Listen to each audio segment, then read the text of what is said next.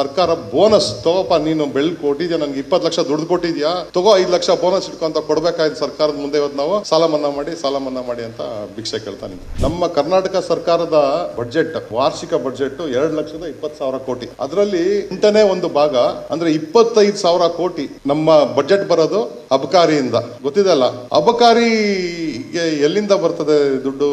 ಅಬಕಾರಿ ಕಚ್ಚಾ ಸಾಮಗ್ರಿ ಯಾವುದು? ಕಬ್ಬು, ಮೊಲಾಸಸ್, ಸ್ಪಿರಿಟ್ ಮಾಡೋದು. 25,000 ಕೋಟಿ ಇವತ್ತು ಸರ್ಕಾರಕ್ಕೆ ಕೊಡ್ತಿದ್ದಾರೆ ಅಂದ್ರೆ ಅದು ನಮ್ಮ ಕಬ್ಬು ಬೆಳೆಗಾರ. 1 ಟನ್ ಕಬ್ಬಲ್ಲಿ 75 full bottle whisky, rum, brandy ಇವೆಲ್ಲ ಮಾಡ್ತಾರಲ್ಲ, ಅದರಲ್ಲಿ 42% ಆಲ್ಕೋಹಾಲ್ ಇರುತ್ತೆ, ಸ್ಪಿರಿಟ್. ಆ ಸ್ಪಿರಿಟ್ 75 ಫುಲ್ ಬಾಟಲ್ ಆಗಷ್ಟು ಸ್ಪಿರಿಟ್ 1 ಟನ್ ಕಬ್ಬಲ್ಲಿಂದ ತೆಗಿತಾರೆ.